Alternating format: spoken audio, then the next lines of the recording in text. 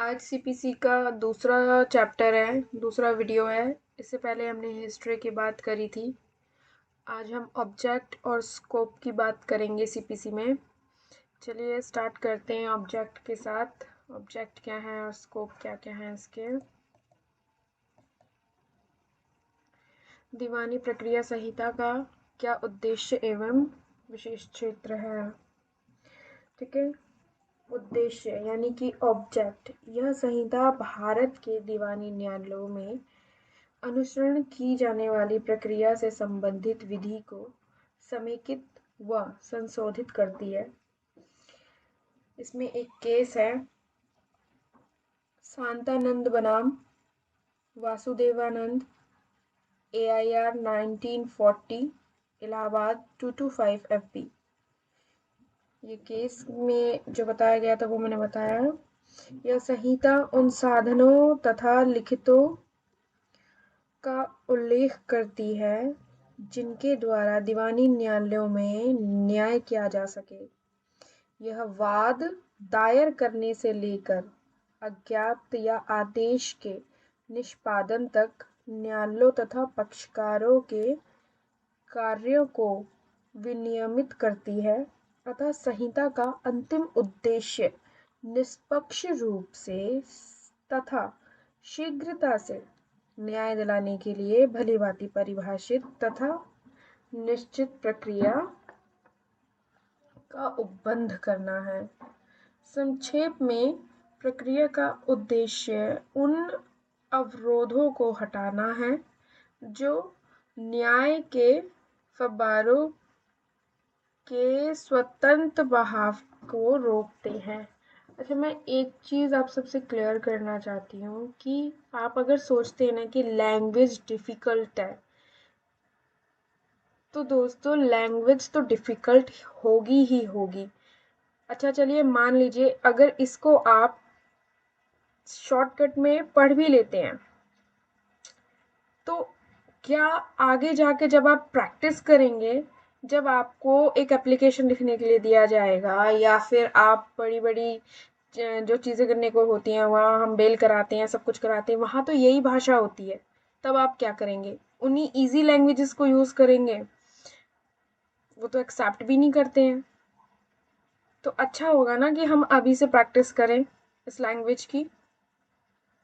चलिए देखते हैं दूसरा विषय क्षेत्र यानी कि सब्जेक्ट मैटर। संहिता भारत में सभी दीवानी न्यायालयों की प्रक्रिया को लागू होती है, परंतु यह किसी विशेष या स्थानीय विधि को प्रभावित नहीं करती है। ये केस में बताया गया था सावित्री ठाकुरेन बनाम स्वामी AIR 1921 प्रिवी काउंसिल 80 का एक केस था। दीवानी प्रक्रिया संहिता तथा किसी विशेष विधि के बीच मतभेद होने की स्थिति में पश्चातावृत्ति पूर्ववर्ती पर प्रभाव होगा। ये बताया गया था मोहम्मद अजीम खान बनाम मुमताज अली खान। केस याद रखना, केस लॉज लिखने को ज़रूर से आते हैं। 3 केस लॉ ऐसे रट लो। AIR 1932 अवध 163 जैसे कि सेना अधिनियम की धारा 145 इस संहिता की धारा 60 पर अभिभावी होती है। 1909 के दिवालियापन अधिनियम में क्षेत्राधिकार और प्रक्रिया के विषय उपबंध 1896 का भारतीय तलाक अधिनियम। यह संहिता भारत में समस्त दीवानी न्यायालय में लागू होती है, सिवाय इसके कि जो किसी विशेष या स्थानीय विधि के विशिष्ट उपबंधों को जिनको धारा में अन्यथा दिखाया गया है।